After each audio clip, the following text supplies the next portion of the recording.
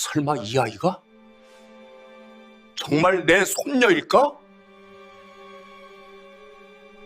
면접장에서 만난 한 지원자에게서 25년 전 실종된 아들의 얼굴이 보였습니다. 회장은 지원자를 멍하니 바라봤습니다. 저 말투, 저 표정, 저 눈빛. 이들은 어떤 사연이 있는 것일까요? 정말 윤서연은 회장의 실종된 아들의 딸인 걸까요? 이들의 기막힌 사연 이제 시작하겠습니다.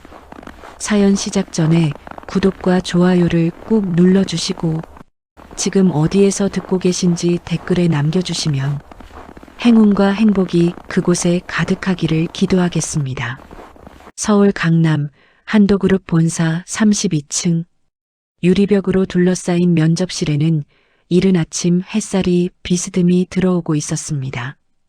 회장 한도윤은 검은색 만년필 끝을 지원자 리스트 위에 가만히 올려놓은 채 창밖을 바라보고 있었습니다. 68살. 그는 이 자리에 앉아 수천 명의 인재를 선발해왔지만 오늘따라 묘하게 마음이 무거웠습니다. 다음 지원자 들어오십시오. 인사팀장의 차분한 목소리가 울렸습니다. 문이 열리고 한 명의 여성이 천천히 걸어 들어왔습니다. 20대 후반으로 보이는 그녀는 검은색 정장을 단정하게 차려입고 있었습니다. 얼굴은 창백했지만 걸음걸이는 흔들림이 없었습니다. 윤서연입니다. 인사드립니다. 그녀가 고개를 숙였습니다. 목소리는 떨리지 않았습니다. 하지만 문장이 끝날 때마다 아주 짧게 숨을 삼키는 습관이 있었습니다. 한도윤은 그 미세한 움직임을 놓치지 않았습니다. 앉으시죠. 한도윤이 말했습니다. 그의 시선은 이력서 위에 고정되어 있었습니다. 학력란은 깔끔했습니다. 자격증란도 평범했습니다. 하지만 맨 아래 보호자란에는 이렇게 적혀 있었습니다. 보호자 없음 출생기록 일부 누락. 한도윤의 손가락이 아주 미세하게 떨렸습니다. 그는 재빨리 손을 내려 무릎 위에 올려놓았습니다. 옆에 앉은 인사 담당 임원은 그 순간을 눈치채지 못했습니다. 자기소개 부탁드립니다. 서연이 입을 열었습니다. 저는 윤서연이라고 합니다. 27살이고 대학에서 사회복지학을 전공했습니다. 졸업 후 2년 동안 생계를 위해 여러 아르바이트를 했습니다. 하지만 그 시간이 저에게는 낭비가 아니었습니다. 저는 그곳에서 사람을 만나는 법을 배웠고 책임이 무엇인지 알게 되었습니다. 서연은 말을 이어갔습니다. 차분했습니다. 하지만 단어를 고르는 속도가 조금 느렸습니다. 마치 자신이 말하는 문장 하나하나를 검열하듯 신중하게 꺼내놓는 사람처럼 보였습니다. 한도윤은 펜을 내려놓고 물었습니다. 가족이 당신에게 어떤 의미입니까? 질문이 떨어지자 면접실 안에 잠깐 정적이 흘렀습니다. 서연의 표정이 1초 정도 굳었습니다. 그녀는 시선을 살짝 아래로 내렸다가 다시 천천히 고개를 들었습니다. 저에게 가족은 제가 지켜야 하는 사람입니다. 그녀의 목소리는 단정했습니다. 하지만 지켜야 한다는 단어를 말할 때 감정이 아주 짧게 스쳤습니다. 한도윤은 그것을 느꼈습니다. 그는 자신도 모르게 서연의 눈을 똑바로 바라보고 있었습니다. 평범한 취업 준비생이라기엔 그녀의 눈빛은 너무 무거웠습니다. 마치 이미 많은 것을 감당해 본 사람, 살아남아야 했던 사람의 눈빛 같았습니다. 지켜야 한다는 표현이 특이하네요. 가족은 보통 함께하는 존재 아닙니까? 한도윤이 다시 물었습니다. 이번엔 질문이 조금 날카로웠습니다. 서연은 눈을 깜빡이지 않고 대답했습니다. 저는 함께할 가족이 없습니다. 하지만 저를 키워주신 분은 계십니다. 그분이 제게는 가족입니다. 그래서 지켜야 합니다. 그녀의 대답은 명확했습니다. 감정을 절제하고 있었지만 그 안에는 단단함이 있었습니다. 한도윤은 더 이상 질문하지 않았습니다. 그는 고개를 끄덕이며 이력서를 다시 내려다보았습니다. 면접이 끝나고 서연이 나간 뒤 한도윤은 한동안 그 자리에 앉아 있었습니다. 옆에 있던 인사 담당 임원이 조심스럽게 물었습니다. 회장님, 어떠셨습니까? 한도윤은 대답하지 않았습니다. 그는 창밖을 바라보며 만년필 끝으로 책상을 가볍게 두드렸습니다. 규칙적인 소리가 면접실을 채웠습니다. 왜 이렇게 마음이 불편하지? 그는 속으로 생각했습니다. 이유를 알 수 없었습니다. 그저 서연이라는 사람이 자꾸만 머릿속에 남았습니다. 그녀의 침묵, 그녀의 단어 선택, 그리고 그녀가 지켜야 한다고 말했을 때의 표정. 한도윤은 이력서를 다시 펼쳤습니다. 보호자란을 다시 한번 천천히 읽었습니다. 보호자 없음. 그 5글자가 이상하게도 가슴 한쪽을 누르는 것 같았습니다. 면접이 끝난 지 3일이 지났습니다. 한도윤은 서재에 앉아 서류를 검토하고 있었습니다. 하지만 집중이 되지 않았습니다. 그는 펜을 내려놓고 창밖을 바라봤습니다. 늦은 오후의 햇살이 책장 위로 비스듬히 기울어지고 있었습니다. 윤서연. 그 이름이 자꾸 떠올랐습니다. 한도윤은 지난 20년 동안 수많은 면접을 진행했지만 이렇게 한 사람이 머릿속에 남은 적은 없었습니다. 그는 불쾌했습니다. 자신의 감정을 통제할 수 없다는 사실이 견디기 어려웠습니다. 그는 내선 전화를 눌렀습니다. 인사팀장, 지금 들어올 수 있나? 잠시 후 인사팀장이 서재 문을 두드렸습니다. 회장님, 부르셨습니까? 최종 면접 명단 중에서 윤서연이라는 지원자 기억하나? 인사팀장은 잠깐 생각하더니 고개를 끄덕였습니다. 네, 기억합니다. 사회복지학 전공이고 이력이 다소 단순한 편이었습니다. 그 지원자 관련 자료를 다시 가져오게. 이력서, 자기소개서, 그리고 추가로 확인 가능한 배경 자료까지. 인사팀장은 잠시 망설였습니다. 회장님, 혹시 특별한 이유가 있으십니까? 그 지원자는 이미 내부 평가에서 탈락 예정으로 분류되었습니다. 한도윤은 차갑게 대답했습니다. 이유를 묻지 말고 가져오기만 하게. 알겠습니다. 인사팀장이 나간 뒤 한도윤은 다시 창밖을 바라봤습니다. 그는 자신이 왜 이러는지 스스로도 이해할 수 없었습니다. 단지 서연이 가족은 지켜야 하는 사람이라고 말했을 때 그 목소리 안에 담긴 무게가 자꾸 귓가에 맴돌았습니다. 1시간 후 인사팀장이 두꺼운 파일을 들고 돌아왔습니다. 회장님, 자료 준비했습니다. 한도윤은 파일을 펼쳤습니다. 첫 장은 이력서였습니다. 그는 천천히 읽어 내려갔습니다. 이름 윤서연, 생년월일 1998년 3월 15일, 학력 서울 소재대학교 사회복지학과 졸업. 그 다음 페이지에는 경력사항이 적혀 있었습니다. 편의점 아르바이트, 카페 서빙, 행사 보조 스태프, 모두 단기 계약직이었습니다. 한도윤은 고개를 끄덕이며 다음 장을 넘겼습니다. 그리고 그의 손이 멈췄습니다. 보육원 기록 확인 20세 이전 거주지 마이너스 서울시 은평구 소재 사랑이 집 보육원. 한도윤의 눈빛이 조금 흔들렸습니다. 그는 다음 줄을 읽었습니다. 보호자란 없음 출생 기록 일부 누락 사유 마이너스 보육원 위탁 당시 신원 확인 불완전. 한도윤은 천천히 페이지를 덮었습니다. 그는 손가락으로 책상을 두드리며 생각에 잠겼습니다. 보육원 출생 기록 누락. 그 순간 그의 머릿속에 오래된 기억 하나가 스쳤습니다. 25년 전 그의 외아들 한민재가 마지막으로 전화를 걸어왔던 날. 그날 아들은 이렇게 말했습니다. 아버지, 저 잠시 사라질게요. 잠시만요. 한도윤은 그 말을 반항으로 받아들였습니다. 그는 화를 냈고 아들에게 돌아오라고 소리쳤습니다. 하지만 아들은 끝내 돌아오지 않았습니다. 그 이후로 연락이 끊겼고 수많은 수색 끝에도 아들은 찾을 수 없었습니다. 한도윤은 눈을 감았습니다. 그는 숨을 깊게 들이마셨습니다. 설마 아니야. 말도 안 돼. 그는 스스로를 다독였습니다. 하지만 이상하게도 가슴 한편이 무거웠습니다. 그는 다시 자료를 펼쳤습니다. 이번에는 서연의 자기소개서를 읽기 시작했습니다. 저는 어릴 적부터 혼자였습니다.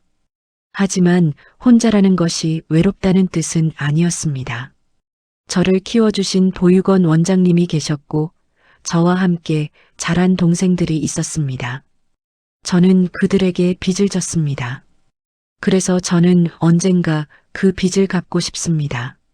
사회에 나가서 저처럼 의지할 곳 없는 사람들을 도울 수 있는 사람이 되고 싶습니다. 한도윤은 문장을 다시 한번 읽었습니다. 그리고 또다시 읽었습니다. 빚을 갚고 싶다. 서연은 면접에서도 비슷한 말을 했습니다. 가족은 지켜야 하는 사람이라고. 그녀는 감사를 빚으로 표현했고 사랑을 책임으로 이해하고 있었습니다. 한도윤은 그 감정의 결이 낯설지 않았습니다. 그는 자신도 그렇게 살아왔으니까요. 한도윤은 파일을 덮고 창밖을 바라봤습니다. 저녁 노을이 하늘을 붉게 물들이고 있었습니다. 그는 조용히 중얼거렸습니다. 윤서연, 너는 대체 누구니? 그 질문은 그 자신에게 던지는 것이기도 했습니다. 다음 날 아침 한도윤은 법무 고문 박정우를 불렀습니다. 박정우는 55세, 한도그룹에서 20년 넘게 회장의 곁을 지켜온 사람이었습니다. 그는 말이 적었고 감정을 드러내지 않았으며 회장이 원하는 것을 묻기 전에 미리 준비하는 사람이었습니다. 회장님, 부르셨습니까? 박정우가 서재문을 열고 들어왔습니다. 한도윤은 책상 위에 놓인 파일을 가리켰습니다. 이 사람에 대해 좀 더 알아봐주게. 난 조용히, 아무도 모르게. 박정우는 파일을 집어들고 첫 장을 펼쳤습니다. 윤서연이라는 이름이 눈에 들어왔습니다. 그는 잠시 멈칫했지만 곧 표정을 감추고 고개를 끄덕였습니다. 어느 정도 수준까지 확인하면 될까요? 출생부터 지금까지, 공백이 있다면 그 이유까지, 특히 보육원 관련 기록을 집중적으로. 알겠습니다. 박정우가 나간 뒤 한도윤은 다시 창밖을 바라봤습니다. 그는 자신이 지금 무엇을 하고 있는지 정확히 알고 있었습니다. 원칙을 어기고 있었습니다. 개인적인 감정으로 한 사람을 조사하는 것. 이것은 그가 평생 지켜온 선을 넘는 행동이었습니다. 하지만 그는 멈출 수 없었습니다. 이틀 후 박정우가 다시 찾아왔습니다. 그의 손에는 더 두꺼워진 파일이 들려 있었습니다. 회장님, 보고 드립니다. 한도윤은 파일을 받아들고 천천히 펼쳤습니다. 박정우가 조용히 설명을 시작했습니다. 윤서연 씨는 생후 6개월경 서울 은평구 사랑의 집 보육원에 위탁되었습니다. 당시 기록에는 신원 미상의 영아로 등록되어 있습니다. 보호자 정보는 없었고 출생 증명서도 불완전했습니다. 한도윤은 아무 말 없이 들었습니다. 20세가 되던 해 보육원을 퇴소했습니다. 그 후 2년 동안은 여러 아르바이트를 전전했습니다. 주거지도 자주 바뀌었습니다. 고시원, 쪽방, 지인 집 등 안정적이지 못했습니다. 박정우가 다음 페이지를 넘겼습니다. 특이한 점은 이 기간 동안 병원 기록이 여러 건 확인된다는 겁니다. 모두 보육원 원장인 김미연 씨와 관련된 것입니다. 윤서연 씨가 보호자로 서명했고 의료비도 그녀가 부담했습니다. 한도윤의 눈빛이 조금 흔들렸습니다. 원장이 아프다는 건가? 네. 당뇨 합병증으로 보입니다. 최근에는 수술이 필요한 상태까지 악화되었습니다. 비용은 상당합니다. 한도윤은 입술을 꾹 다물었습니다. 그는 다음 페이지를 넘겼습니다. 거기에는 서연의 현재 거주지 정보가 적혀 있었습니다. 현 거주지 서울시 관악구 원룸 월세 40만 원 보증금 300만 원 계약 만료일 임박. 한도윤은 천천히 자료를 읽어 내려갔습니다. 그리고 마지막 페이지에서 그의 손이 멈췄습니다. 참고 사항 윤서연의 출생 시기는 약 27년 전으로 추정. 보육원 위탁 당시 기록에는 긴급 보호 요청이라는 메모만 남아있음. 위탁 요청자는 익명. 추가 정보 없음. 한도윤은 숨을 깊게 들이마셨습니다. 그는 계산을 시작했습니다. 27년 전 그럼 서연이 태어난 건 1998년. 그때 민재는 33이었지. 그의 머릿속에서 퍼즐 조각이 맞춰지기 시작했습니다. 하지만 그는 고개를 저었습니다. 아니야. 우연일 뿐이야. 박정우가 조심스럽게 물었습니다. 회장님 혹시 이 지원자와 특별한 관련이 있으십니까? 한도윤은 대답하지 않았습니다. 그는 파일을 덮고 창밖을 바라봤습니다. 보육원 원장 김미연. 그 사람에 대해서도 알아봐 주게. 언제부터 원장이었는지, 그리고 25년 전쯤 특이한 일이 있었는지. 박정우는 잠시 망설이다가 고개를 끄덕였습니다. 알겠습니다. 하지만 회장님, 뭔가 이 조사가 어디로 향하는지 혹시 제가 알아야 할 게 있습니까? 한도윤은 박정우를 똑바로 바라봤습니다. 그의 눈빛은 차갑고 단단했습니다. 자네는 묻지 말고 내가 요청한 것만 하게. 박정우는 더 이상 묻지 않았습니다. 그는 고개를 숙이고 서재를 나갔습니다. 혼자 남은 한도윤은 다시 파일을 펼쳤습니다. 그는 서연의 사진을 꺼내 들고 오랫동안 바라봤습니다. 창백한 얼굴, 단정한 표정, 하지만 어딘가 슬픈 눈빛. 한도윤은 속으로 중얼거렸습니다. 만약 정말 만약에 내가. 그는 문장을 끝맺지 못했습니다. 두려웠습니다. 만약 자신의 추측이 맞는다면 그것은 그가 감당할 수 없는 진실일지도 모른다는 생각이 들었습니다. 하지만 동시에 그는 멈출 수도 없었습니다. 그날 밤 한도윤은 서재에서 오래된 앨범을 꺼냈습니다. 먼지가 쌓인 표지를 천천히 열었습니다. 첫 페이지에는 젊은 시절 아들 민재의 사진이 있었습니다. 환하게 웃고 있는 아들. 한도윤은 사진을 쓰다듬으며 조용히 말했습니다. 민재야, 내가 남긴 게 있니? 혹시 내가 지키려고 했던 게 있었니? 대답은 없었습니다. 밤은 깊어만 갔습니다. 한도윤은 앨범을 무릎 위에 올려놓은 채 한참을 그 사진을 바라봤습니다.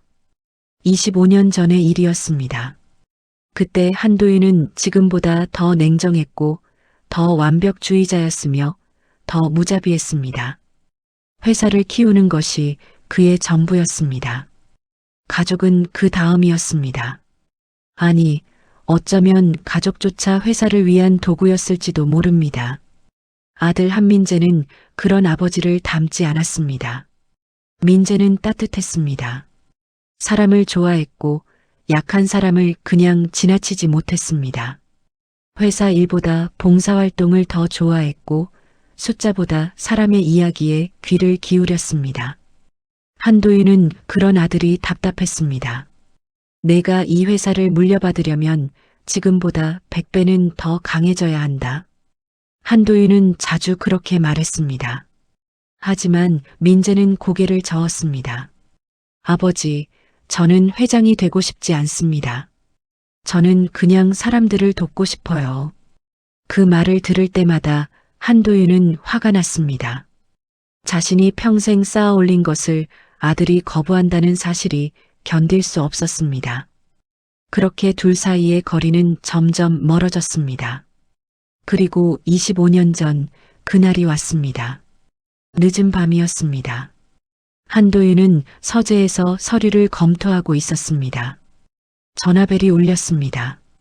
발신자는 민재였습니다. 아버지.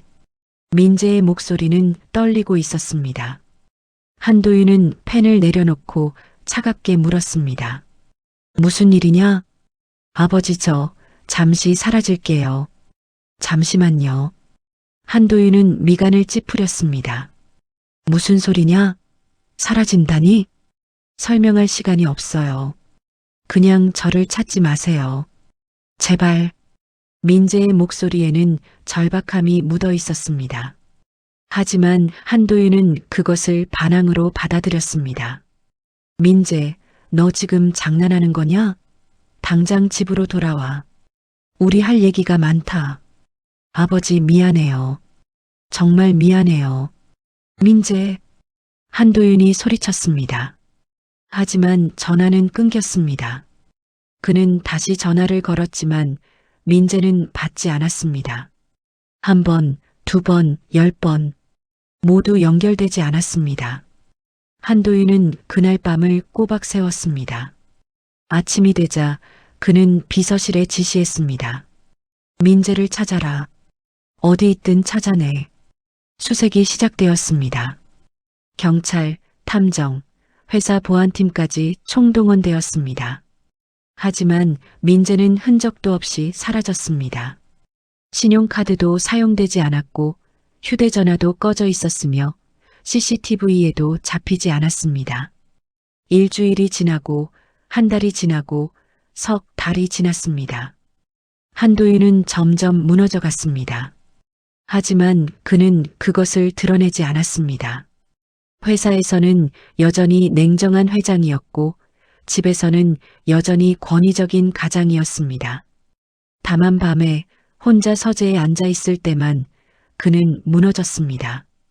내가 뭘 잘못한 거지? 내가 왜 이렇게 됐지? 그는 스스로에게 물었습니다. 하지만 대답을 찾을 수 없었습니다. 1년이 지나고 5년이 지났습니다. 수색은 계속되었지만 민재는 돌아오지 않았습니다. 한도윤은 점점 더 차갑게 변해갔습니다. 감정을 느끼는 것이 두려웠습니다. 그래서 그는 모든 감정을 통제하려 했습니다. 25년이 흘렀습니다. 한도윤은 이제 68세가 되었습니다. 회사는 더 커졌고 그의 권력도 더 강해졌습니다. 하지만 그는 여전히 혼자였습니다. 아들은 돌아오지 않았고 그 빈자리는 영원히 채워지지 않았습니다. 한도윤은 앨범을 천천히 덮었습니다. 그는 창밖을 바라봤습니다. 밤하늘에는 별이 보이지 않았습니다. 서울의 불빛이 너무 밝았기 때문입니다. 그는 조용히 중얼거렸습니다. 민재야, 그날 내가 한 말, 나는 끝내 이해하지 못했구나. 잠시 사라진다는 게 무슨 뜻이었니? 너는 대체 무엇을 지키려고 했던 거니? 대답은 없었습니다. 한도윤은 책상 서랍을 열고 오래된 녹음 파일을 꺼냈습니다. 그것은 민재와의 마지막 통화 내용이었습니다. 그는 25년 동안 단 한 번도 그 파일을 재생하지 않았습니다. 너무 무서웠기 때문입니다. 하지만 오늘은 달랐습니다. 그는 재생 버튼을 눌렀습니다. 아버지, 저 잠시 사라질게요. 잠시만요. 무슨 소리냐?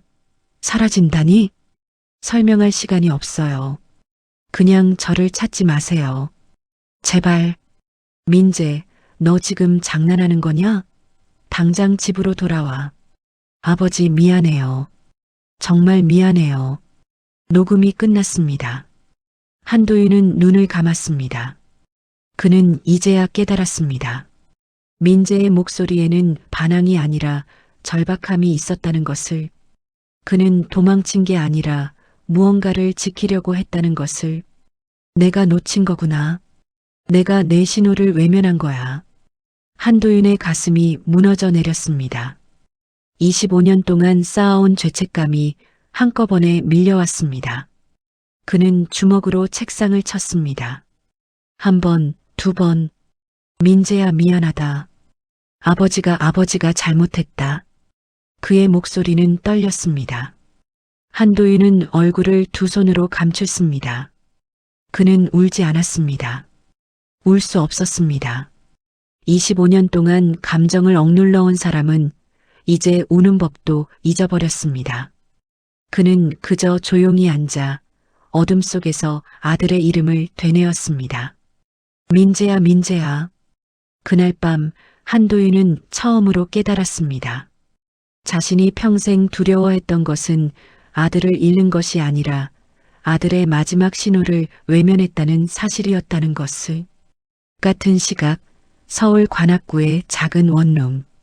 윤서연은 침대 끝에 앉아 휴대전화를 바라보고 있었습니다. 화면에는 한도그룹 인사팀에서 온 문자 메시지가 떠 있었습니다. 지원자 윤서연님, 최종 면접 결과 불합격 통보드립니다. 좋은 결과를 드리지 못해 죄송합니다. 서연은 천천히 숨을 들이마셨습니다. 예상했던 일이었습니다. 그녀는 면접장에서 이미 느꼈습니다. 회장의 눈빛이 자신을 탐색하고 있다는 것을, 그리고 자신이 그 기준에 미치지 못한다는 것을. 괜찮아. 다음이 있어. 서연은 스스로를 다독이며 휴대전화를 내려놓았습니다. 하지만 그 순간 전화벨이 울렸습니다. 발신자는 원장님이었습니다. 서연은 재빨리 전화를 받았습니다. 네, 원장님. 서연아. 김미연 원장의 목소리는 평소보다 약했습니다. 서연의 가슴이 철렁 내려앉았습니다. 원장님, 무슨 일 있으세요? 미안해, 서연아. 병원에서 연락이 왔어. 수술을 빨리 해야 한대. 다음 주 안으로. 서연은 입술을 깨물었습니다. 원장님, 걱정 마세요. 제가 알아볼게요. 비용은 제가 준비할게요. 서연아, 미안해. 내가 내 짐이 되는 것 같아서. 무슨 말씀이세요? 원장님은 제 가족이에요. 짐이 아니라 제가 지켜야 할 사람이에요. 서연은 목소리를 가다듬으며 말했습니다. 하지만 전화를 끊은 후 그녀의 손은 떨리고 있었습니다. 수술비 약 1,500만 원. 서연은 통장을 확인했습니다. 잔액은 230만 원이었습니다. 그녀가 2년 동안 모은 전부였습니다. 아르바이트를 3개씩 뛰며 끼니를 걸으며 옷 한 벌 새로 사지 않으며 모은 돈이었습니다. 하지만 턱없이 부족했습니다. 서연은 휴대전화를 들고 대출 상담 앱을 열었습니다. 하지만 그녀의 신용등급은 낮았습니다. 안정적인 직장이 없었고 소득 증명도 어려웠습니다. 대출 가능 금액은 300만 원이 전부였습니다. 이것도 부족해. 서연은 한숨을 쉬었습니다. 그녀는 보증금을 떠올렸습니다. 이 원룸의 보증금은 300만 원이었습니다. 만약 그것을 빼낸다면 총 730만 원. 그래도 절반밖에 안 됩니다. 바로 그때 문 앞에서 초인종이 울렸습니다. 서연은 문을 열었습니다. 중년 남성이 서 있었습니다. 집주인이었습니다. 안녕하세요, 윤서연 씨. 네, 안녕하세요. 갑자기 찾아와서 죄송한데요. 사실 이 집을 팔기로 했어요. 다음 달 말까지 나가주셔야 할 것 같습니다. 서연의 얼굴이 창백해졌습니다. 네. 하지만 계약 기간이 아직. 알아요. 그래서 보증금은 전액 돌려드릴게요. 대신 빨리 나가주시면 감사하겠습니다. 집주인은 미안한 표정을 지으며 말했습니다. 서연은 아무 말도 할 수 없었습니다. 그녀는 고개를 끄덕였습니다. 알겠습니다. 준비하겠습니다. 집주인이 돌아간 후 서연은 문을 닫고 그 자리에 주저앉았습니다. 그녀는 무릎을 껴안고 천천히 숨을 내쉬었습니다. 취업 실패, 원장님 수술비, 그리고 이제 집까지. 모든 것이 한꺼번에 무너지고 있었습니다. 서연은 휴대전화를 들고 구인구직 앱을 열었습니다. 하지만 눈에 들어오는 공고는 없었습니다. 단기 아르바이트뿐이었고 그것마저도 경쟁률이 높았습니다. 그녀는 앱을 끄고 창밖을 바라봤습니다. 늦은 오후의 햇살이 낡은 건물 사이로 기울어지고 있었습니다. 나는 지금까지 버텨왔어. 혼자서도 버텨왔어. 서연은 스스로에게 말했습니다. 이번에도 버틸 수 있어. 하지만 그녀의 눈에는 눈물이 고였습니다. 다음 날 서연은 보육원을 찾아갔습니다. 사랑의 집 보육원은 서울 은평구 언덕 위에 있는 오래된 건물이었습니다. 페인트가 벗겨진 외벽, 삐걱거리는 대문, 하지만 마당에는 아이들의 웃음소리가 가득했습니다. 서연은 대문을 열고 안으로 들어갔습니다. 아이들이 그녀를 보고 달려왔습니다. 서연 언니, 오늘 놀아줄 거야? 서연은 억지로 미소를 지으며 아이들의 머리를 쓰다듬었습니다. 응, 나중에. 지금은 원장님 만나러 왔어. 서연은 원장실로 향했습니다. 문을 두드리자 안에서 약한 목소리가 들렸습니다. 들어와. 김미연 원장은 소파에 앉아 있었습니다. 52세. 그녀는 20년 넘게 이 보육원을 운영해 왔습니다. 하지만 지금은 얼굴이 헬쑥하고 손이 떨리고 있었습니다. 서연아, 왔구나. 원장님 괜찮으세요? 서연은 원장 옆에 앉으며 물었습니다. 김미연은 고개를 끄덕였습니다. 괜찮아. 그냥 좀 피곤할 뿐이야. 하지만 서연은 알고 있었습니다. 원장님이 거짓말을 하고 있다는 것을. 원장님, 수술 날짜 잡혔어요? 응, 다음 주 화요일. 비용은 제가 준비할게요. 걱정 마세요. 김미연은 서연의 손을 잡았습니다. 서연아, 너 혹시 무리하고 있는 거 아니니? 내 통장에 돈이 얼마나 있는지 나도 알아. 서연은 고개를 저었습니다. 괜찮아요. 제가 알아서 할게요. 서연아.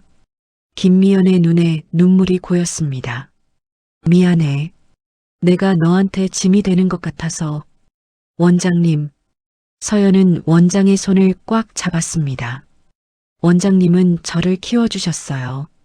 제가 갈 곳이 없을 때 저를 받아주셨어요. 그러니까 이건 짐이 아니에요. 이건 제가 해야 할 일이에요. 김미연은 눈물을 닦으며 고개를 끄덕였습니다. 서연은 보육원을 나와 근처 벤치에 앉았습니다. 해가 지고 있었습니다. 차가운 바람이 불어왔습니다. 그녀는 휴대전화를 꺼내 통장을 다시 확인했습니다. 230만 원, 보증금 300만 원, 대출 가능액 300만 원, 총 830만 원. 여전히 절반도 안 됩니다. 서연은 휴대전화를 무릎 위에 내려놓았습니다. 그리고 처음으로, 정말 처음으로 무너졌습니다. 나는 가족이 없어서 더 버텨야 했는데. 그녀의 목소리가 떨렸습니다. 이제는 버틸 곳도 없어. 눈물이 흘러내렸습니다. 서연은 그것을 닦지 않았습니다. 그녀는 그저 조용히 울었습니다. 아무도 없는 벤치에서 혼자. 저녁 노을이 하늘을 붉게 물들였습니다. 서연은 고개를 들고 하늘을 바라봤습니다. 누군가 도와줬으면 좋겠어. 하지만 그녀는 그 말을 입 밖으로 내지 않았습니다. 도움을 청하는 법을 배운 적이 없었으니까요. 한도그룹 본사 회장실. 한도윤은 인사팀에서 올라온 최종 합격자 명단을 검토하고 있었습니다. 20명의 이름이 적혀 있었습니다. 하지만 그 명단 어디에도 윤서연이라는 이름은 없었습니다. 한도윤은 펜을 내려놓고 창밖을 바라봤습니다. 이상하게도 가슴 한편이 불편했습니다. 마치 무언가 중요한 것을 놓친 것 같은 기분이었습니다. 그는 내선 전화를 눌렀습니다. 박 고문, 지금 들어올 수 있나? 잠시 후 박정우가 회장실 문을 열고 들어왔습니다. 회장님 부르셨습니까? 윤서연. 그 지원자 탈락 처리됐지? 네, 내부 평가 점수가 기준에 미치지 못했습니다. 한도윤은 고개를 끄덕였습니다. 하지만 그의 표정은 편하지 않았습니다. 채용은 번복하지 않겠네. 원칙을 어길 순 없으니까. 네, 회장님. 대신 한도윤은 잠시 말을 멈췄습니다. 그는 자신이 지금 무엇을 하려는지 정확히 알고 있었습니다. 원칙을 어기지는 않지만 선을 넘으려 하고 있다는 것을, 그 아이가 왜 여기까지 왔는지 알아와. 지금 어떤 상황에 처해 있는지. 그리고 한도윤은 박정우를 똑바로 바라봤습니다. 도움이 필요한지 확인해. 박정우는 잠시 놀란 표정을 지었습니다. 20년 넘게 회장 곁에서 일했지만 이런 지시는 처음이었습니다. 회장님, 혹시 그 지원자와 묻지 말게. 그냥 내가 요청한 것만 하게. 박정우는 더 이상 묻지 않았습니다. 그는 고개를 숙이고 나갔습니다. 이틀 후 박정우가 다시 회장실을 찾았습니다. 그의 표정은 어두웠습니다. 회장님, 보고 드립니다. 말해보게. 윤서연 씨는 지금 매우 어려운 상황에 처해 있습니다. 박정우는 자료를 펼쳤습니다.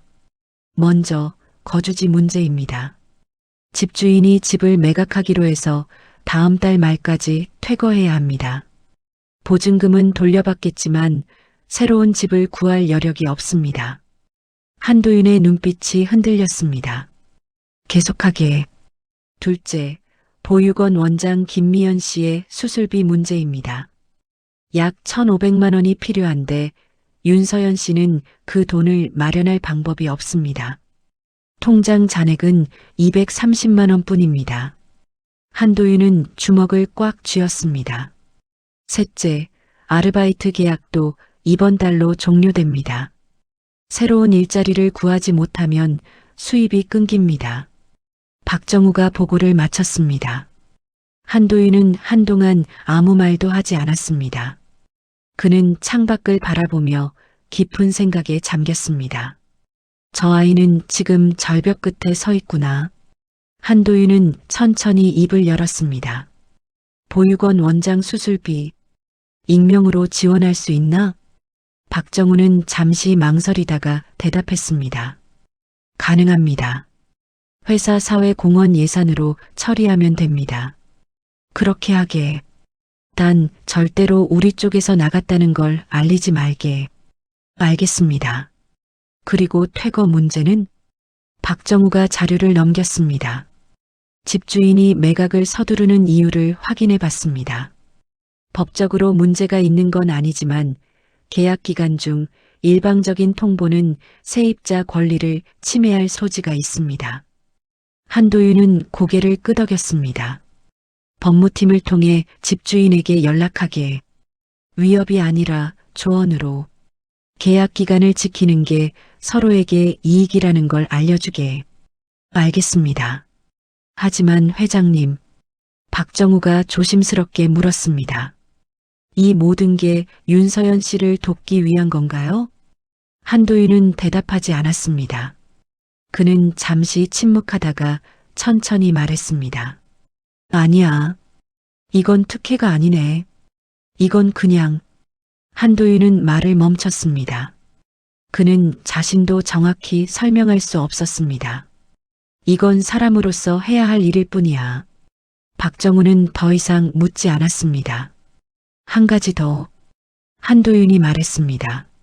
사회공헌 TF에서 단기 프로젝트 하나 만들게. 보육원과 청년 자립 지원 관련해서. 그리고 그 프로젝트의 계약직으로 윤서연을 채용하게. 회장님, 그건 취업이 아니야. 한도윤이 박정우의 말을 끊었습니다. 이건 그 아이가 숨쉴 자리를 만들어주는 거야. 3개월이면 충분하네. 그 시간 동안 그 아이가 다음을 준비할 수 있을 거야. 박정우는 잠시 회장을 바라봤습니다. 20년 동안 함께 일했지만 이런 모습은 처음이었습니다. 냉철하고 원칙적이던 회장이 지금은 한 사람을 위해 원칙의 경계선을 조심스럽게 넘고 있었습니다.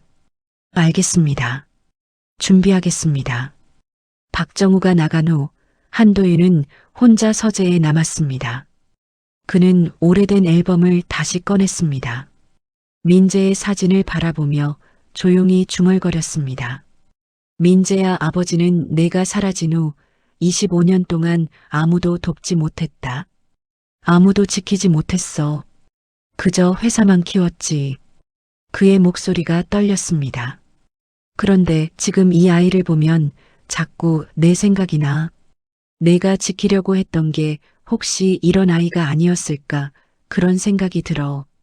한도윤은 사진을 쓰다듬었습니다. 아버지가 너무 늦었지만 이번엔 외면하지 않을게. 일주일 후 서연은 보육원에서 김미연 원장과 마주 앉아 있었습니다. 서연아, 믿을 수 없는 일이 일어났어. 김미연의 목소리는 떨리고 있었습니다. 병원에서 연락이 왔는데 익명의 후원자가 수술비 전액을 지원해줬대. 1,500만 원 전부. 서연은 눈을 크게 떴습니다. 네? 그게 무슨... 나도 몰라. 누군지도 모르겠어. 단지 청년 자립 지원 사업의 일환이라는 메모만 있었대. 서연은 아무 말도 할 수 없었습니다. 눈물이 흘러내렸습니다. 그리고 바로 그날 오후 서연의 휴대전화로 한 통의 전화가 걸려왔습니다. 윤서연 씨시죠? 한도그룹 사회공헌팀입니다. 저희가 새로운 프로젝트를 시작하는데 혹시 3개월 단기 계약직으로 참여하실 의향이 있으신가요? 서연은 전화를 받으며 멍하니 서 있었습니다. 저를요? 네, 윤서연 씨의 전공과 이력이 저희 프로젝트와 잘 맞습니다. 보수는 월 300만 원이고 계약 기간은 3개월입니다. 서연은 믿을 수 없었습니다. 제가 해도 되나요? 물론입니다. 내일 오전에 한번 방문해 주시겠습니까? 전화가 끊긴 후 서연은 한동안 그 자리에 서 있었습니다. 그리고 그녀는 조용히 중얼거렸습니다. 누가 왜 저를 도와주는 거죠? 대답은 없었습니다. 하지만 어딘가에서 누군가는 조용히 미소 지었습니다. 서연은 한도그룹 사회공헌팀에서 일을 시작한 지 한 달이 지났습니다. 그녀는 성실했습니다. 보육원 자립 지원 프로젝트를 기획하고 실무를 챙기고 현장을 방문했습니다. 동료들은 그녀를 좋아했습니다. 조용하지만 책임감이 강했고 말은 적지만 행동으로 보여주는 사람이었습니다. 하지만 서연은 여전히 의문을 품고 있었습니다. 왜 나한테 이런 기회가 왔을까? 왜 원장님 수술비가 갑자기 해결됐을까? 그녀는 우연이라고 믿고 싶었습니다. 하지만 마음 한편에서는 누군가 자신을 돕고 있다는 느낌을 지울 수 없었습니다. 그날도 서연은 회사에 출근했습니다. 하지만 팀장이 그녀를 불렀습니다. 서연 씨, 잠깐 올라가 볼래요? 회장님이 부르십니다. 서연은 깜짝 놀랐습니다. 회장님이요? 저를요? 네, 프로젝트 보고 때문인 것 같아요. 서연은 불안한 마음으로 엘리베이터를 탔습니다. 32층, 회장실이 있는 층이었습니다. 엘리베이터 문이 열리고 그녀는 긴 복도를 따라 걸었습니다. 회장실 문 앞에서 그녀는 잠시 멈췄습니다. 심장이 빠르게 뛰었습니다. 노크 소리가 울렸습니다. 들어오십시오. 한도윤의 목소리가 들렸습니다. 서연은 문을 열고 안으로 들어갔습니다. 한도윤은 책상 앞에 앉아 있었습니다. 그는 서연을 보자 고개를 끄덕이며 말했습니다. 앉으시죠. 서연은 조심스럽게 앉았습니다. 한도윤은 그녀를 잠시 바라보다가 입을 열었습니다. 프로젝트 잘 진행하고 있다고 들었습니다. 감사합니다, 회장님. 보육원 자립 지원. 좋은 기획이더군요. 한도윤은 잠시 말을 멈췄습니다. 그는 서연의 얼굴을 가만히 바라봤습니다. 그리고 천천히 물었습니다. 당신은 보육원에서 자랐다고 들었습니다. 서연은 잠시 굳었습니다. 그녀는 고개를 끄덕였습니다. 네, 그렇습니다. 가족이 없다고요. 네. 서연의 목소리가 작아졌습니다. 한도윤은 그녀의 눈을 똑바로 바라봤습니다. 외롭지 않았습니까? 서연은 대답하지 못했습니다. 그녀는 시선을 내렸습니다. 외로웠습니다. 하지만 그게 제 전부였으니까요. 저는 다른 걸 몰랐어요. 한도윤은 천천히 고개를 끄덕였습니다. 그는 무언가 말하려다가 멈췄습니다. 그리고 조용히 말했습니다. 수고했습니다. 나가보십시오. 서연은 고개를 숙이고 회장실을 나왔습니다. 하지만 그녀는 이상한 느낌을 지울 수 없었습니다. 회장의 눈빛에는 무언가 다른 감정이 있었습니다. 슬픔 같은 것, 아니, 그리움 같은 것. 회장실 문이 닫힌 후 한도윤은 한참 동안 그 자리에 앉아 있었습니다. 그는 주먹을 쥐었다 펴었습니다. 심장이 불규칙하게 뛰고 있었습니다. 저 아이를 보면 자꾸 민재가 생각나. 한도윤은 내선 전화를 눌렀습니다. 박 고문, 지금 당장 들어오게. 잠시 후 박정우가 회장실로 들어왔습니다. 회장님, 윤서연의 출생 기록. 더 파고들 수 있나? 박정우는 잠시 망설였습니다. 회장님, 이미 최대한 조사했습니다. 보육원 기록 외에는 남은 게 없습니다. 보육원 원장을 만나고 싶네. 박정우는 놀란 표정을 지었습니다. 직접 만나시겠다는 겁니까? 그래. 약속을 잡아주게. 회장님, 혹시... 박정우는 말을 멈췄습니다. 하지만 한도윤은 그의 질문을 이미 알고 있었습니다. 자네가 궁금한 게 뭔지 알아. 하지만 나도 확신이 없네. 그래서 직접 확인하고 싶은 거야. 박정우는 더 이상 묻지 않았습니다.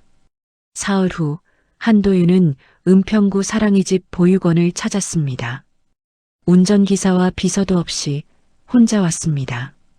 그는 낡은 대문 앞에 서서 잠시 망설였습니다. 그리고 천천히 문을 열었습니다. 마당에서는 아이들이 뛰어놀고 있었습니다. 한도윤은 그 모습을 잠시 바라봤습니다. 그의 가슴 한편이 아팠습니다. 어떻게 오셨습니까? 뒤에서 목소리가 들렸습니다. 한도윤은 돌아봤습니다. 김미연 원장이 서 있었습니다. 저는 한도윤이라고 합니다. 한도그룹 회장입니다. 김미연은 잠시 놀란 표정을 지었습니다. 하지만 곧 침착하게 고개를 숙였습니다. 들어오시죠. 두 사람은 원장실로 들어갔습니다. 한도윤은 소파에 앉았습니다. 김미연이 차를 따라주며 물었습니다. 무슨 일로 오셨습니까? 한도윤은 잠시 침묵했습니다.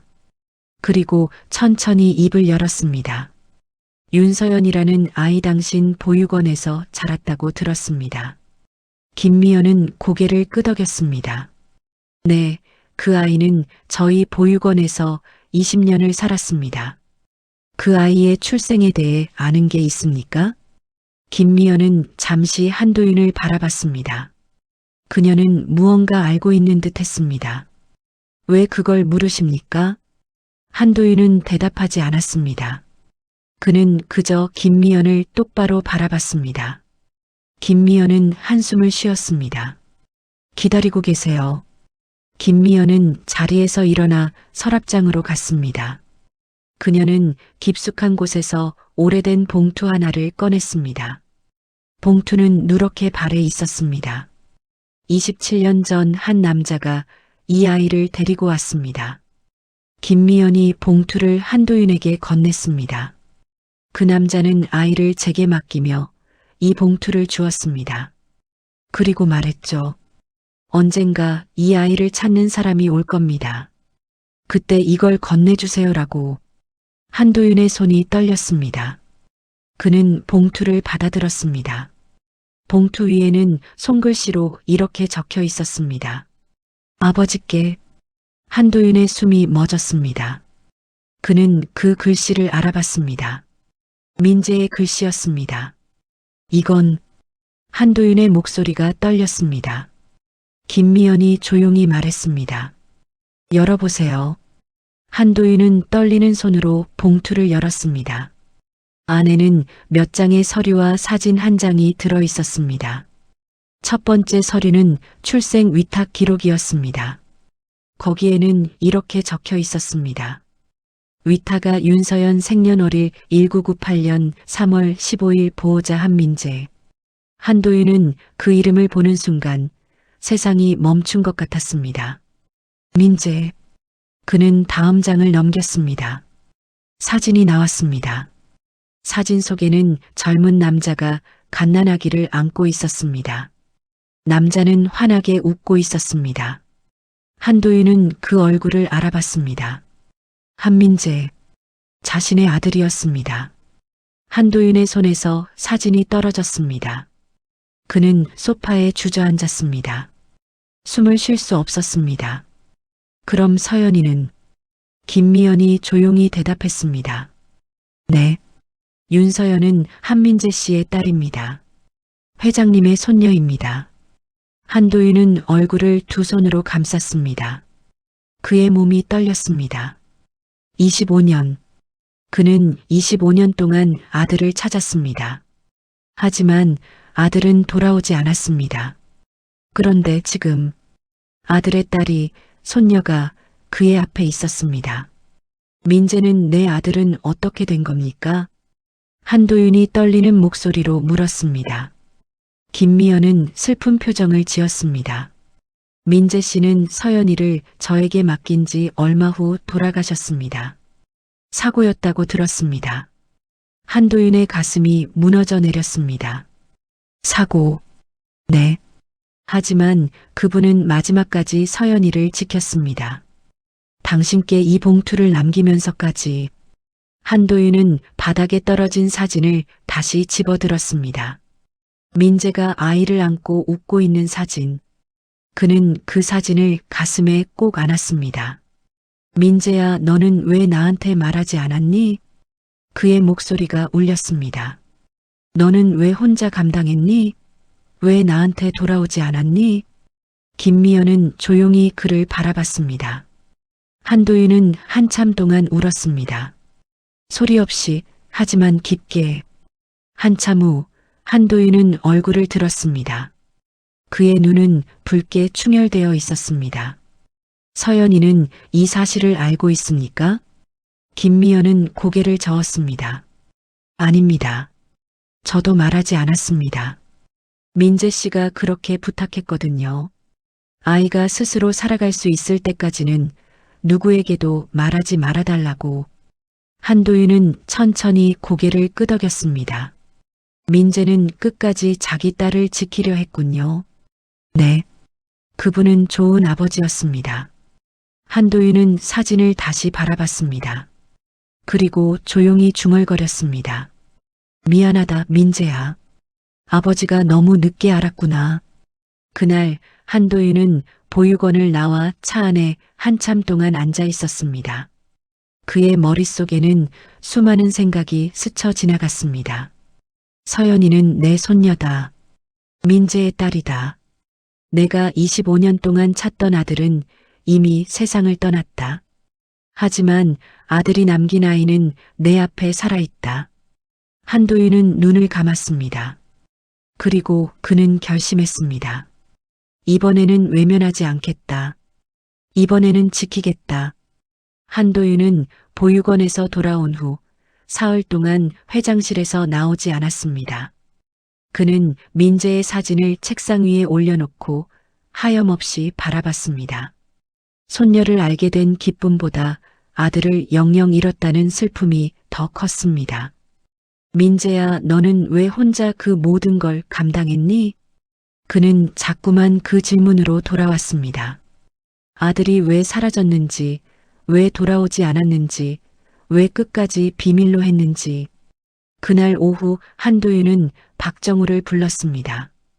회장님 부르셨습니까? 박정우가 들어왔습니다. 한도윤은 그를 똑바로 바라봤습니다. 자네, 나한테 숨기고 있는 게 있지? 박정우의 얼굴이 굳었습니다. 무슨 말씀이십니까?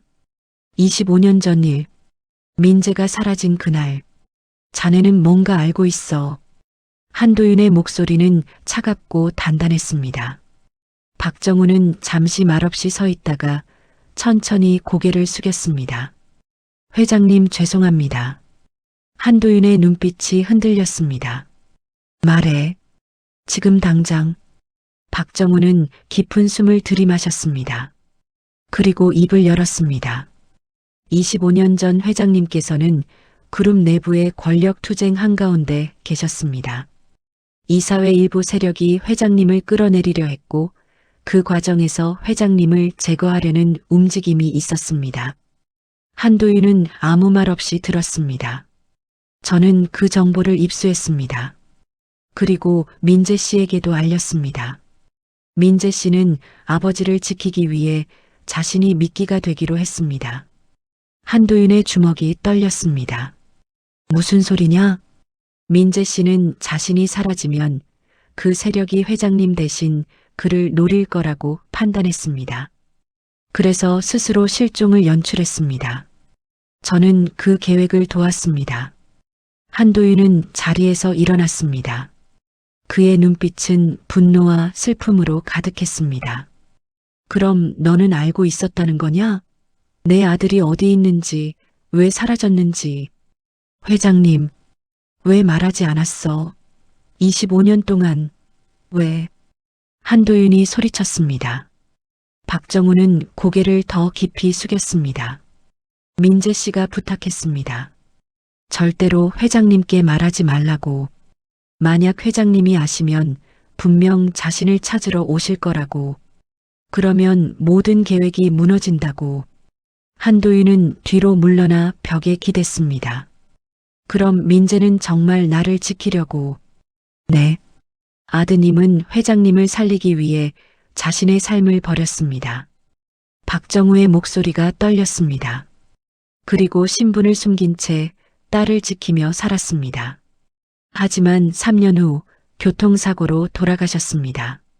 저는 그 소식을 듣고도 회장님께 말씀드릴 수 없었습니다. 한도윤은 무릎이 꺾이는 것을 느꼈습니다. 그는 천천히 바닥에 주저앉았습니다. 민재야, 너는 나 때문에. 그의 목소리가 울렸습니다. 박정우는 고개를 숙인 채 말했습니다. 회장님, 정말 죄송합니다. 저는 회장님을 지키려고 했지만 결국 가장 큰 거짓말로 회장님을 배신한 겁니다. 한도윤은 대답하지 않았습니다. 그는 그저 얼굴을 두 손으로 감쌌습니다. 한참의 침묵이 흘렀습니다. 나가게. 한도윤이 조용히 말했습니다. 회장님, 나가라고 했어. 박정우는 더 이상 말하지 않았습니다. 그는 깊게 고개를 숙이고 회장실을 나갔습니다. 혼자 남은 한도윤은 바닥에 앉은 채 한참을 움직이지 않았습니다.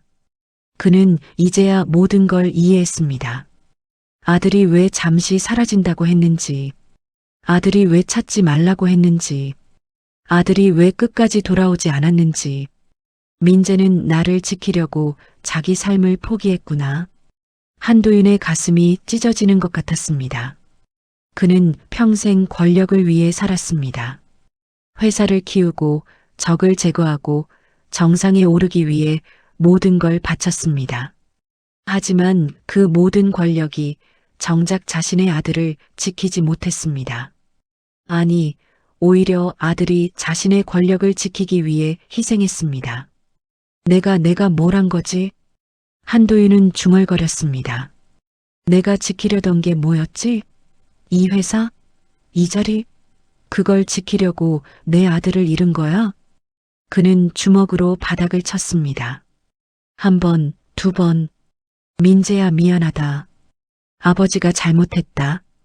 아버지가 너를 이렇게 만들었어. 한도윤은 처음으로 무너졌습니다. 권력자로서가 아니라 한 사람의 아버지로서 그는 민재의 사진을 꺼내 들고 한참을 바라봤습니다. 민재야, 이제 내 딸은 내가 지킬게. 내가 목숨 걸고 지킨 그 아이를 이번엔 내가 지킬게. 그의 목소리는 떨렸지만 단단했습니다. 아버지가 너무 늦었지만 이번엔 외면하지 않을게. 밤이 깊어갔습니다. 회장실 불빛만이 여전히 켜져 있었습니다. 일주일 후 한도윤은 서연을 다시 불렀습니다. 서연 씨, 회장님이 부르십니다. 팀장의 말에 서연은 다시 긴장했습니다. 지난주에도 회장실에 갔었지만 이번에는 왠지 다른 느낌이었습니다. 엘리베이터를 타고 32층에 올라갔습니다. 복도를 걸으며 서연은 심호흡을 했습니다. 노크 소리. 들어오십시오. 서연은 문을 열고 들어갔습니다. 한도윤은 창가에 서 있었습니다. 그는 천천히 돌아서며 말했습니다. 앉으시죠. 서연은 조심스럽게 소파에 앉았습니다. 한도윤도 그녀 맞은편에 앉았습니다. 책상이 아니라 소파였습니다. 더 가까운 거리였습니다. 한도윤은 잠시 침묵했습니다. 그리고 천천히 입을 열었습니다. 서연 씨, 아니 서연아. 서연은 깜짝 놀랐습니다. 회장이 자신을 그렇게 부른 적은 없었습니다. 네, 내가 할 이야기가 있어. 긴 이야기야. 그리고 아마 믿기 어려울 거야. 한도윤은 책상 위에 놓인 오래된 봉투를 집어들었습니다. 그리고 서연에게 건넸습니다. 이걸 봐줄래? 서연은 떨리는 손으로 봉투를 받았습니다. 봉투 위에는 아버지께라고 적혀 있었습니다. 그녀는 봉투를 열었습니다. 첫 번째 서류, 출생 위탁 기록. 위탁아 윤서연, 보호자 한민재. 서연의 손이 멈췄습니다. 이건... 그녀는 다음 장을 넘겼습니다. 사진이 나왔습니다. 젊은 남자가 갓난아기를 안고 웃고 있는 사진. 서연은 그 사진을 오랫동안 바라봤습니다. 처음 보는 얼굴이었습니다. 하지만 이상하게도 낯설지 않았습니다. 이 사람은 내 아들이야. 한민재. 그리고 너의 아버지야. 한도윤의 목소리가 떨렸습니다. 서연은 얼어붙었습니다. 제 아버지요? 그래. 너는 내 손녀야, 서연아. 서연은 사진을 떨어뜨릴 뻔했습니다. 그녀는 고개를 저었습니다. 아니에요. 그럴 리 없어요. 저는 보육원에서 자랐어요. 가족이 없었어요. 내 아버지는 너를 지키려고 모든 걸 버렸어. 한도윤이 천천히 말했습니다.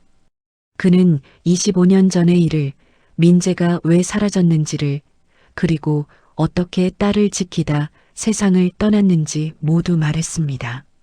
서연은 들으면서 눈물이 흘러내렸습니다. 제 아버지는 저를 지키려고... 그래, 내 아버지는 끝까지 너를 지켰어. 그리고 나는 아무것도 몰랐어. 25년 동안.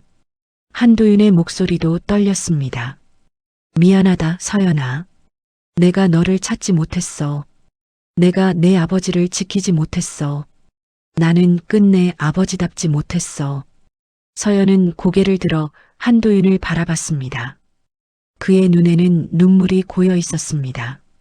평생 권력자로 살아온 사람이 지금은 한 사람의 할아버지로 그녀 앞에 앉아 있었습니다.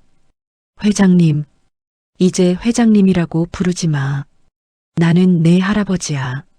한도윤이 말했습니다. 서연은 눈물을 닦으며 천천히 말했습니다. 저는 회장님을 원망할 자격도 없어요. 서연아, 저는 제 아버지를 만난 적도 없어요. 제 아버지가 누군지도 몰랐어요. 하지만 지금 이렇게 알게 됐어요. 제 아버지가 저를 사랑했다는 걸, 저를 지키려고 모든 걸 포기했다는 걸. 서연의 목소리가 떨렸습니다. 그리고 이제는 혼자가 아니라는 걸. 처음 알았어요. 한도윤은 자리에서 일어나 서연 앞에 무릎을 꿇었습니다. 회장님, 서연이 깜짝 놀라 일어나려 했지만 한도윤이 그녀의 손을 잡았습니다. 서연아, 미안하다. 내가 너무 늦게 찾았어. 하지만 이제는 내가 너를 지킬게.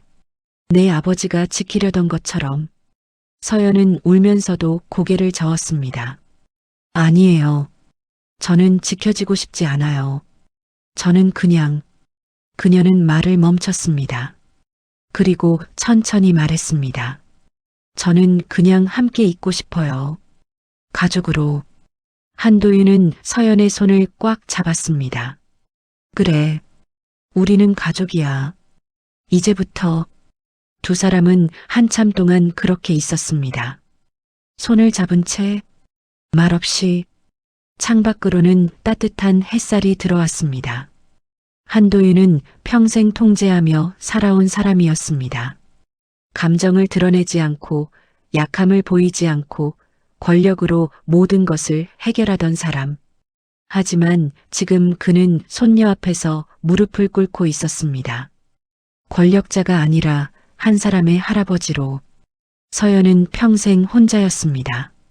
가족이 없고 기댈 곳이 없고 모든 걸 스스로 감당해야 했던 사람. 하지만 지금 그녀는 손을 잡고 있었습니다. 혼자가 아니라 가족과 함께. 서연아. 한도윤이 조용히 말했습니다. 앞으로 힘든 일 있으면 나한테 말해. 혼자 감당하지 마. 이제는 내 곁에 내가 있어.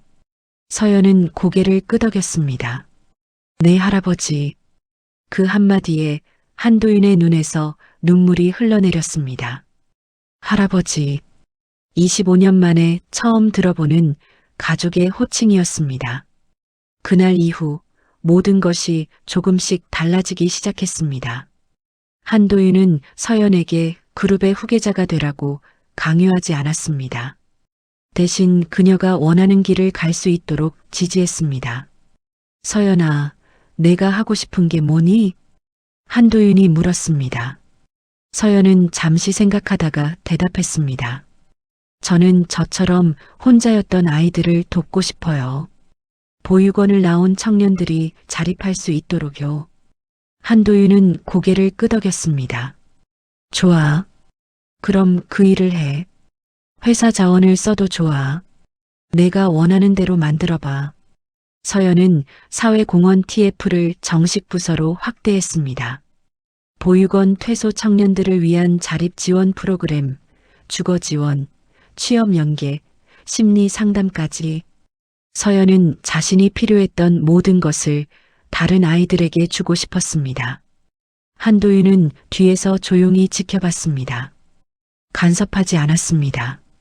다만 서연이 도움을 청할 때만 그때 손을 내밀었습니다. 할아버지, 이 사업 예산이 부족한데요. 얼마나 필요하니? 3억 정도요. 승인했어. 더 필요하면 말해. 서연은 처음에는 불편했습니다. 이렇게 쉽게 받아도 되는 건가? 이건 특혜가 아닌가? 자꾸 의심했습니다. 하지만 한도윤은 말했습니다. 이건 특혜가 아니야. 이건 가족이 가족을 돕는 거야. 내 아버지가 너를 지킨 것처럼 이제는 내가 너를 지키는 거야. 서연은 그 말을 듣고 처음으로 편안하게 받아들일 수 있었습니다. 몇 달 후 서연은 김미연 원장을 다시 만났습니다. 원장님, 수술 잘 되셨죠? 응, 덕분에 건강해졌어. 김미연은 환하게 웃었습니다.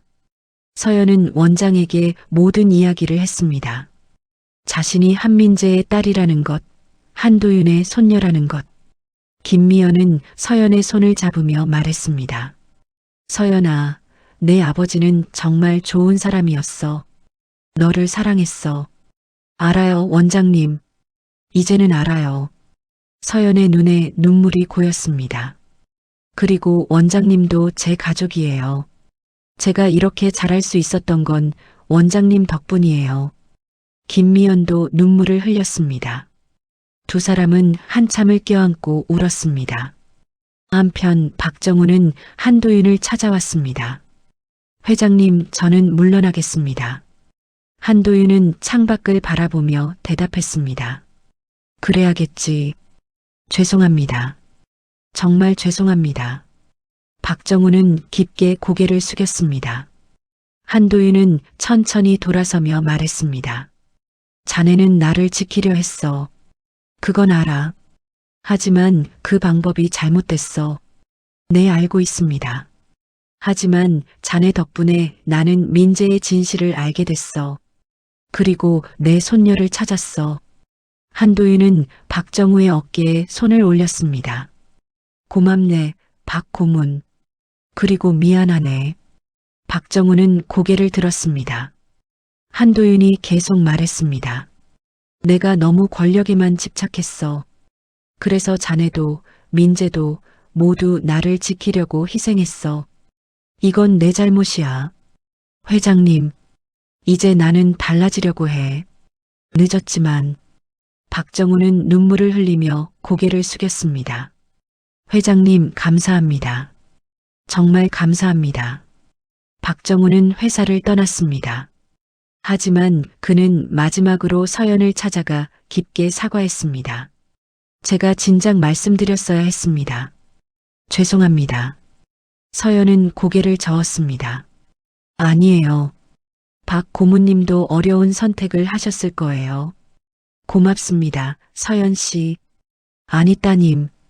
박정우는 마지막으로 고개를 숙이고 떠났습니다. 그렇게 시간이 흘렀습니다. 서연은 점점 더 많은 청년들을 도왔습니다. 한도윤은 점점 더 사람을 먼저 생각하는 경영자가 되었습니다. 할아버지와 손녀는 늦게 만났지만 서로를 채워갔습니다. 어느 날 저녁 두 사람은 함께 저녁을 먹었습니다. 할아버지, 오늘 정말 좋은 일이 있었어요. 뭔데? 보육원 출신 청년이 첫 직장을 구했대요. 그것도 대기업에요. 서연은 환하게 웃었습니다. 한도윤도 미소 지었습니다. 잘했구나. 내가 만든 길이야. 할아버지 덕분이에요. 아니야. 내 노력이야. 두 사람은 웃으며 식사를 계속했습니다. 가족이란 이런 거구나, 서연은 생각했습니다. 함께 밥을 먹고 이야기를 나누고 서로를 응원하는 것. 그것이 가족이었습니다. 3년 후 서울 시내 작은 행사장. 청년 자립 지원 사업성과 발표회라는 현수막이 걸려 있었습니다. 홀 안에는 100여 명의 사람들이 모여 있었습니다. 보육원 출신 청년들, 자립 지원을 받은 사람들, 그리고 그들을 도운 사람들. 무대 위에는 윤서연이 서 있었습니다. 그녀는 이제 30살이었습니다. 3년 전보다 얼굴에는 여유가 있었고 눈빛에는 자신감이 있었습니다. 안녕하세요. 한도그룹 사회공헌본부 윤서연입니다. 서연이 마이크를 잡고 말했습니다. 지난 3년 동안 우리는 253명의 청년을 지원했습니다. 그중 80%가 안정적인 직장을 얻었고 60%가 독립적인 주거를 마련했습니다. 청중들이 박수를 쳤습니다. 서연은 잠시 말을 멈추고 청중을 바라봤습니다. 하지만 숫자보다 중요한 건 이 청년들이 이제 혼자가 아니라는 걸 알게 됐다는 겁니다. 서연의 목소리가 조금 떨렸습니다. 저도 그랬습니다. 저는 오랫동안 혼자였습니다. 가족이 없다고 생각했습니다. 하지만 지금은 압니다. 가족은 피로만 이어지는 게 아니라는 걸. 누군가를 지키는 선택, 누군가를 돕는 마음에서 가족이 시작된다는 걸. 객석 맨 뒤 한도윤이 조용히 앉아 있었습니다. 그는 정장 대신 편한 옷을 입고 있었습니다. 회장 자리는 1년 전 후임자에게 넘겼습니다. 이제 그는 명예회장일 뿐이었습니다. 한도윤은 무대 위 손녀를 바라보며 조용히 미소 지었습니다. 민재야, 내 딸이 저렇게 자랐어. 그는 속으로 아들에게 말했습니다. 너는 끝까지 이 아이를 지켰구나. 그리고 이 아이는 이제 다른 사람들을 지키고 있어. 한도윤의 눈에 눈물이 맺혔습니다. 무대 위에서 서연이 계속 말했습니다. 이 모든 건 저 혼자 한 게 아닙니다. 많은 분들이 도와주셨습니다. 특히 서연은 잠시 말을 멈췄습니다. 그녀는 객석 뒤를 바라봤습니다. 한도윤과 눈이 마주쳤습니다. 저를 포기하지 않으신 분이 계십니다. 그분 덕분에 제가 여기 서 있을 수 있습니다. 서연은 깊게 고개를 숙였습니다. 청중들이 다시 박수를 쳤습니다. 발표회가 끝난 후 사람들이 하나둘 자리를 떠났습니다. 서연은 홀 밖으로 나와 한도윤을 찾았습니다. 할아버지. 한도윤이 돌아봤습니다. 서연이 다가와 그의 팔을 잡았습니다. 오늘 오셨어요? 응. 뒤에서 봤어. 왜 앞에 안 앉으셨어요? 한도윤은 고개를 저었습니다. 이건 내 무대야. 내가 앞에 있으면 부담스러울 것 같아서. 서연은 미소 지었습니다. 할아버지, 오늘 저녁 같이 드실래요? 그래. 좋지.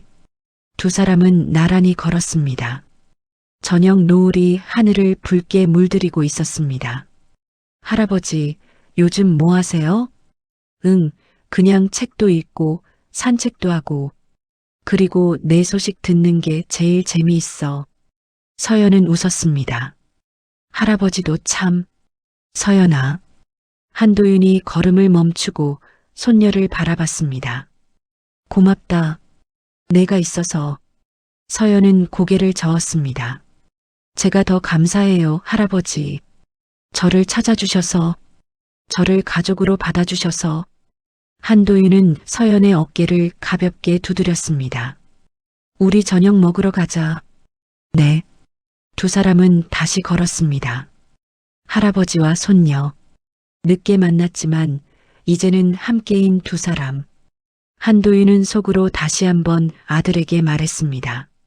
민재야, 이제야 아버지가 내 마음을 알 것 같아. 지킨다는 건 함께한다는 거구나. 사랑한다는 건 손을 놓지 않는다는 거구나. 고맙다, 민재야. 내가 남긴 이 아이 덕분에 아버지도 다시 살게 됐어. 저녁 노을이 두 사람의 뒷모습을 비췄습니다. 긴 그림자가 나란히 걸어갔습니다. 할아버지와 손녀, 아버지와 딸, 그리고 사랑으로 이어진 가족. 오늘의 이야기가 당신의 마음에 감동을 드렸다면 계속 좋은 감동 이야기들로 찾아뵐 수 있도록 구독과 좋아요를 눌러주세요. 그리고 사연의 주인공을 위한 따뜻한 말씀도 댓글로 부탁드립니다. 당신의 인생을 늘 응원합니다.